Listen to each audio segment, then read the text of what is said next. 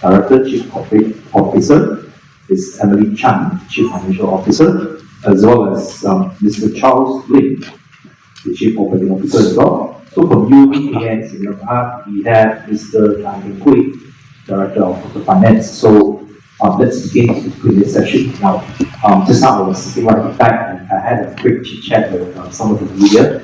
So maybe I might need Mr. Charles to explain about the business model and what is the difference between GD Golden Destinations and other traveling agencies. I think that's very important.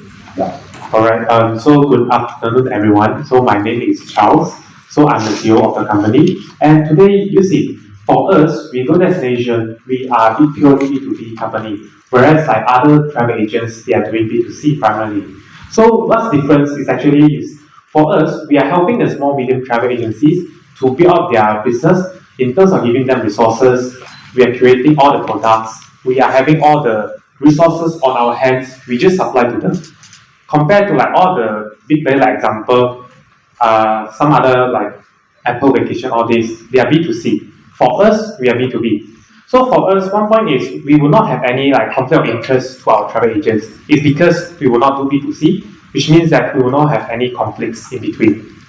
Yeah. So also for that as well, our strength point for our business is actually we have more than 848 travel agents who are supporting us at the moment. So you can see, imagine for ourselves, we have all the branches throughout the whole nationwide, 848 branches, but we don't need to pay any like branches fee on this. It's all the agents who are assisting us in terms of selling products, selling on all our resources. Thank you. Sorry, I might have a follow-up question. Oh yeah. Just want to add on. I think in terms of landscape, right? I think he mentioned a few companies, but generally speaking, those companies do either both B2C or B2B and B2C.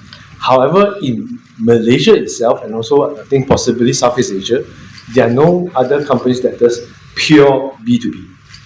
The companies you mentioned, they may dabble a bit of B2B, B2C, but in a pure base play, they are the only one, from what we understand. If you know anyone that does the same, do let us know. Thank you. Actually, that was my next question. Anyway, yeah, please feel free to ask any questions. You can raise your hand and tell us your name and the company that you are representing. Our team will pass you the mic. Yes.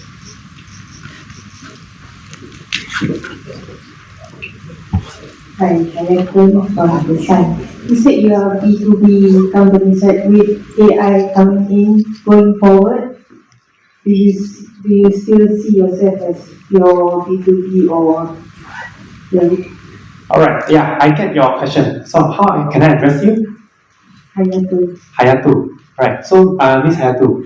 Okay, for us, definitely for now, AI is actually one of the key points that keep on like having people to have this discussion, saying that AI will like change our lifestyle, all this. But for us, we take this into us as well. So that's why in the future sense, we are developing one of the system in the future whereby we can help assist travelers on the AI segment, which is example, we are helping the travelers to create a system whereby, like example, they want to go somewhere else, they can ask the chatbot. So chatbot can pull out all the information that is in our B2B system, and then we convey it in a way that we let travelers to have a look and see what's the content and then what's the pricing of all this. We combine it together and give it back to traveler and see whether they want to purchase it or not. Because actually all the resources all this is in our hand. It's just that for now at this moment we are doing B2B. So all our the resources will be giving out to travel agents, not the travelers at the moment. But in the future sense, we are planning to do something. We are helping travelers while helping the agents to get more business. So like how? Because you see, for now you can see like all of us, we are doing a lot of travel fairs ongoing. Actually, it is a concept whereby we are pulling traffics to our place, whereby we are letting agents to do more business. So that's why this is quite what is so-called offline, which is offline, asking people to come over, purchase package. But in the future sense, we are also planning that we have to do it somewhere with online. So when the online came, definitely we are aiming to have one AI system whereby can pull all the contents out and then let the travelers to see which one they are looking for. to help them become some sort of like what we so call AI travel assistant. So it will still be. Basically, I think looking at what GD is since the beginning and the principle of it, the anchor of B2B will always be there. Because it's a symbiotic relationship between the company and travel agents. Having 848 travel agents is not an easy feat. And having 848 travel agents to push for you is not an easy feat. That's why we see it more of a platform to push and assist both travelers and travel agents. So the B2B model will remain the same, just that how both parties work together to create a wonderful growth story, that is where the AI will come in. By the way, Golden Destination, our DNA is pure B2B. So I don't think so we will change our DNA. And definitely, we will bring our agent together to go online. This is our future plan. Yeah, thank you. AI will complement our system, but there are certain things that AI cannot perform. For example, which is services. We have the services that actually AI is in a system, but we have services that can support our travelers. Okay, so we have this both, we're going to have this both. Thank you. Any more questions from the floor? Oh, Matthew. Hi, this is KJ from Nanyang. I have a few questions. The first is, since the oil price is increasing recently, is there any effect on your product and creation and development? And my second question is, I understand you quite depend on the travel demand to China and East Asia, right? Do you have any plan to increase the contribution from other destinations?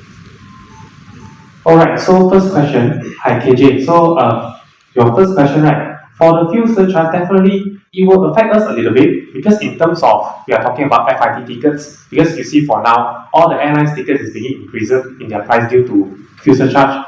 So for us, because you see our business model majority we are focusing on series, which is we call group travel. So all this group travel, actually all the airline seats has been on our hands in the early year, which means we already have a contract with our airlines partner, so they have to honor our fuel surcharge at this point of time, which is on follow the previous time, the fuel surcharge. So it is not affecting us a lot. But if you are talking about FIT segment, which is the one that we are not focusing on at the moment, yes, it might affect because fuel surcharge increase. Yeah. And then sorry, pardon me. What is your second question again? Expand to others. Okay, sure. Going back to the oil price again. Yeah. For your information, our business is a bit different from others. Our major ticket is for those group tour, series tour. So these one have been booked 1 year ahead. For example, until now we already secured until December. Even certain airline, for example, Asia, we have secured until March 2027. So this price will not change. It has been fixed. And we have access capacity. We have a lot of capacity for these tickets. So good enough to cater even last year's capacity. So no worry in this part. Major contributions for this part. You want to travel, definitely you have to choose GT now because our price fixed. No increase of fuel surcharge. Get it? Yeah, you can see the visibility, we can see the future until end of this year or even March next year. So our cost is fixed and then our pricing, we have flexible pricing. That's why it will bring more margin to us. We can foresee if we bring back the sales to China, which can bring us more favorable margin. Yeah. Okay. I think the second question is pretty much like what you just mentioned, whether to expand. Yeah. Perhaps Charles, you can elaborate. Okay, so to add on, right, actually for the fuel surcharge, for us, in the sense that we are one of the biggest player in the market, whereby we are the biggest player who are taking the group seats the most. So when the moment that fuel surcharge increase, so actually it's not affecting us a lot. It's because we have a lot of resources in our hand. So technically, when the moment the fuel surcharge increase, customer they are worried, like travelers they are worried like if they want to spend more on travel or not. So that's why you can see if you went to like recently all the travel fairs that we've been going through, you can see our crowds has been not decreasing. It's somehow increasing as well. The reason is because if they want to do comparison between they do it themselves and book with us, the pricing is quite different a lot actually. So that's why they are sticking us to us. I think we might need to go to the next question, is expansion of the regions, right? Okay, so you see, when the geopolitical incidents happen, travelers, they will always change their travel pattern. Maybe this year, initially, we're expecting it should be somewhere in Europe because it's been a while for China and also Japan. However, when this geopolitical tension happens, all the travelers actually they shift their traveling pattern, go back to Asia and also to East Asia region. Whereas this segment actually is more revenue to us and more profitable to us as well. Yeah, because looking back few years ago, this is the majority of the contribution, right? Yes. So Yes, right. the difference is just the shift back to Shift back the best place. Yes, you're right. Yeah, 2 weeks ago we have a travel fair in Mid Valley. We received a very, very good response from the travelers, So it means that the confidence is still there. Probably they will shift the focus to Asia, this kind of region, China, East Asia. meaning the people are still traveling. Yeah. Definitely. Okay. Are you travel? You still travel, right? So I think from our perspective as sponsor of this program, I think when the geopolitical tension came out, we were the first to reach out to Mita. Mita was just laughing and said, "Look, I think he said young boy, although I'm quite old, said young boy, this is not the first time. On top of that, let's just think and take a step back. Majority of his revenue, 70%, is always mostly channeled towards Asia. And now with the geopolitical tension, it's like a gentle push of demand to go to Asia. Because historically, by right, this year, Europe should be something of an exciting time, strengthening of the ringgit and all those. But however, due to certain events, however, that has shifted more to Asia. So for them, in a way, they also say, that's good. I got popular demand to China. This theory is not just a statement, it's a testament because they have conducted a fair in Mid Valley, right, whereby most of the bookings are all China. So it's actually quite interesting. And then to add on as well, actually you can see like during 2023, I remember that Turkey that is having geopolitical issue, which is the earthquake at that area. So actually 2023 is a year whereby Turkey is the best destination for Malaysian to go. However, because of earthquake, so every travelers they shift their pattern. So if you want to reflect it to see our perspectives, you can see actually our revenue is growing as well. It's not because of geopolitical issue. It's about the travelers. They trust our branding. They believe that we have a lot of different areas that we cover, so that at least they know, okay, today I cannot go to point A. Maybe I go to somewhere else, and then maybe future sense I only go back to the point A. So meaning to say you can curate the travel package, be flexible, right? This is, The breadth of the offering. Yes, remember we have over 2,000 packages, series tour packages, and also over 200 cruise packages we offering. So we provide offer multiple choice of destination and offer to the travelers. We have 30 over years of experience, so we have seen all these experience, many of these, and we can understand where the trend, how to move, we are very flexible, how to take focus, bring the traveler to other place. We are fast enough. So it's a normal business, not to worry. Even during the pandemic, we did not too bad. First year, we still have some profit. Second year, minor loss. So we survived through that. right. I think this gentleman has a question. Of course, after the pandemic, we rebound very, very fast. Even grow much better. I'm Thomas from Malaysia News Channel. First, congratulations for the listing for IPO project. Okay, this year is Malaysia year 2026. Yes. How does Golden Destination play a major role to bring tourists into Malaysia?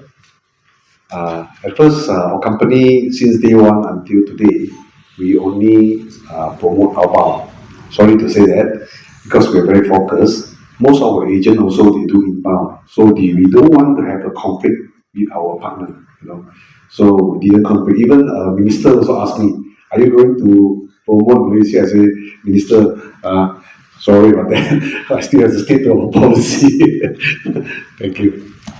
But we have been shared by the minister, even though we do outbound, but for inbound, we're actually helping them because you need to have outbound to balance with the inbound. Otherwise, no flight will come into Malaysia. Both way, in and out. So they really appreciate our what I Yes. call business model. Second question is, for international travel fairs, which travel fairs will GD participate in 2026? International travel fair. Okay, of course, we will participate most of the association travel fair and even the third party organized travel fair. And our GD ourselves also have our own travel fair. Last year, 2025, we have total with association and third party and ourselves 95 travel fair throughout Malaysia.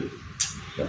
So this year, 2026, definitely we will continue to promote, especially this week, we have 4 travel fair conjunction together.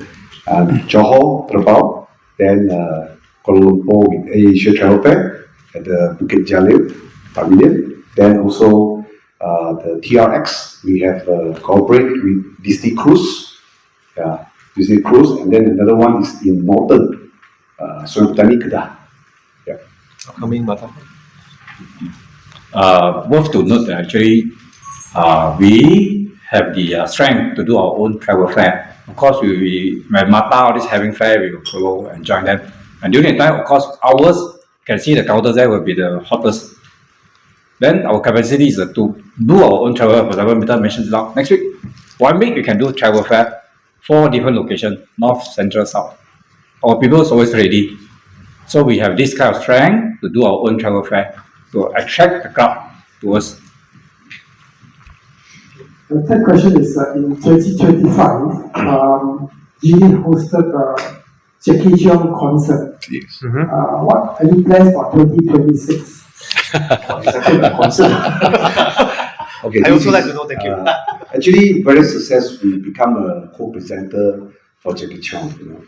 So we get to know that a lot of Jackie Cheong lover, and the follower. Suddenly you get to know Golden Destination GD. Yeah. So this year 2026, definitely we are looking at. Yeah. Maybe yes. So not only our customer also benefit that because we make a deal with the Star Pilot, then we get 3,000 earlier booking ticket for our customer through our agent. So our agent very happy, our customer also very happy. We are also very happy. Yeah. Thank you. Okay. Just want to highlight, essentially, I think GD, right, is always about branding. Branding plays a very important part because that attracts travelers and gives trust. That is why he's also looking to all this sponsorship. Hopefully, he may bring in Coldplay, and then we can enjoy. Yeah. More will coming, huh? Perhaps we can have 2 more questions if there's any. Hi, Yama from Central Daily. I'm just wondering, what is the growth factor for your company? Is it the more travel agents, the better? Okay, so for the growth factor, right, actually, you asked me, to be frank, if you're talking about definitely travel agent, the more the merrier. Because you see, we need to have more and more visibility by having like all these travel agents helping us to sell our package, sell our products. So technically, if we have more of them, then we don't need to less headache, which is, we have a lot of places whereby we have agents. So that's why you can see like, for now, at this moment, right, there's still some of the travelers, they come to our office, they're looking for a travel package, but the point is, we are not doing B2C. That's why we have to bring them to the other travel agent to close the deal. So that's why it is it's quite difficult for us at the moment. So that's why in the future, we are actually planning that we want to because you see from the proceeds, we have some marketing funds. So one of the marketing funds that we want to use is actually we want to do signage for our travel agents as well, which is they want to build the signage is with the GD logo. So whereby the end travelers, they can see, oh, this is actually the travel agents whereby they are selling GD products for now. So that's why this is what we are planning for. Another key growth driver is we have expansion geographically. For example, now in Malaysia, we have planned to go to, now we're already in Sabah, we have planned to go to Sarawak, and the other most important milestone will be set up in Singapore. Singapore, the outbound expenditure is much higher than Malaysia. Based on the IMR report, they are about 3 to 4 times higher than Malaysia in terms of spending. Even though the population is low, but their recommend for this outbound travel is very, very high. The demand is very high. So that will be another driver for us. So other than this, we also have AI who can bring us to another level for the B2B. We serve our travelers online in the future, and then as well as the branding that we emphasize all these years. Yeah. There will be a new strategy come out soon, but not now. We won't make any announcement until we launch it. Right? Sounds interesting. Yes, of course. Listing, when we go listing, is not getting proceed and stop here. We have planned for expansion, for growth as well. In fact, the company cash flow is very, very beautiful. Easily anytime 70, 50, 80 million, So this one mainly for listing, we create our own profile, very good reference, so that we can expand to some other regions. That will help us. I'm Victoria from the Star. Congratulations on your prospectus. Just one question. What are the key cost pressures that GD currently faces, and how do you expect to mitigate that in the future together with ahead of your listing? Sorry, Victoria, can you repeat that? What are the key cost pressures that you're currently facing, and how do you expect to mitigate that moving into 2026? Sichuan. Yeah. I hope I get your question right. So I think you're talking about the cost structure, right? So one of the key major one is we spend quite a lot is on the marketing and advertising. Last year it's averaging about 4% of our revenue, so it's quite a high cost.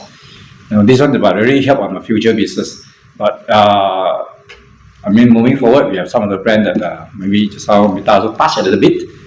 You gotta have some other channel. It's something called No. So it will be something like more directly approach to the end consumer. So we'll probably will reduce our marketing costs and the promotional costs. But this amount we budget every year is about 4%. So not an issue. It's supported by revenue. Just one. Because your business is highly volume, low margin business, right? Going forward, can you comment whether you can maintain 4 to 5% margin?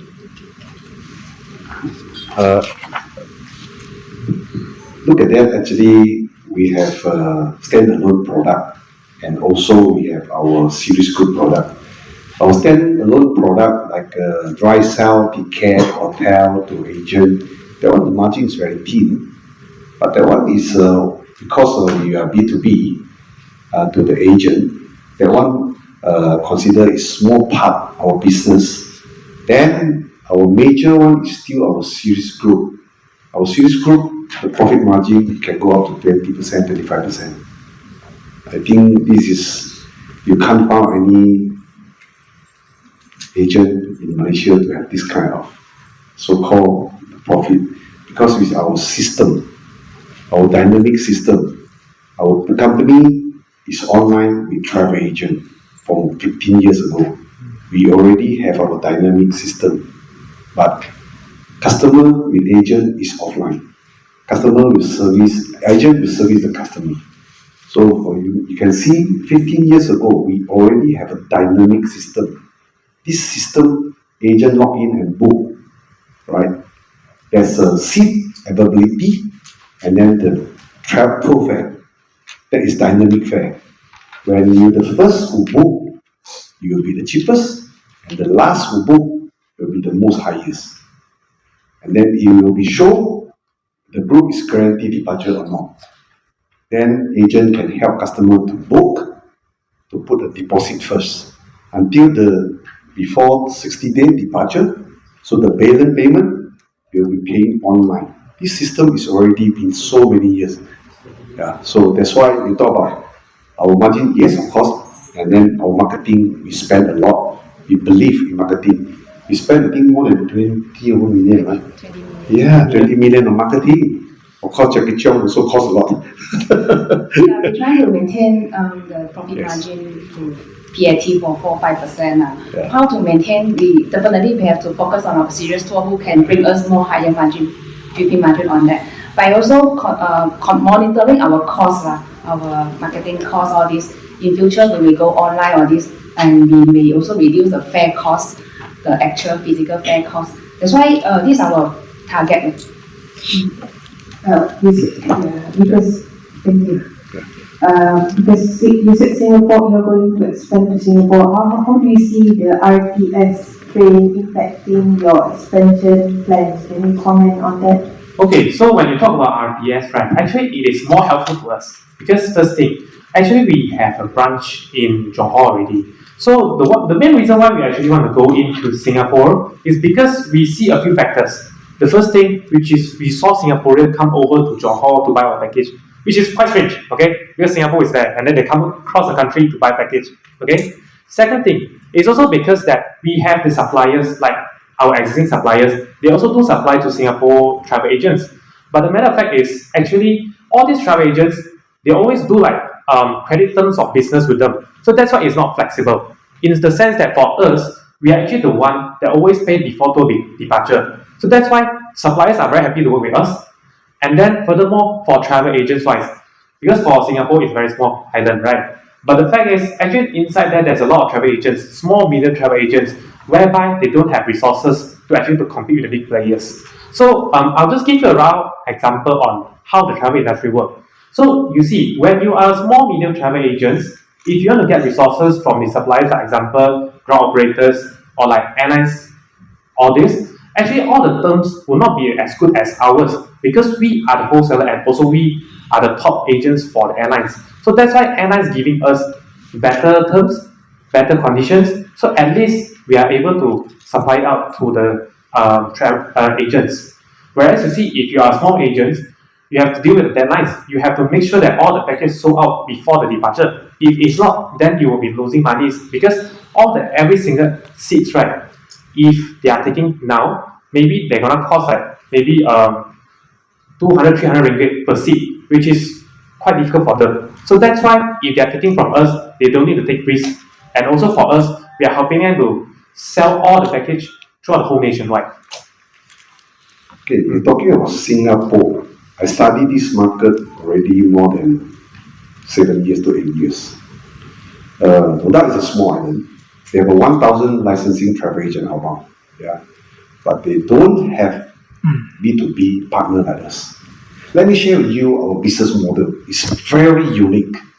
You hardly to find this kind of business model in the regional, and I can say maybe in the world.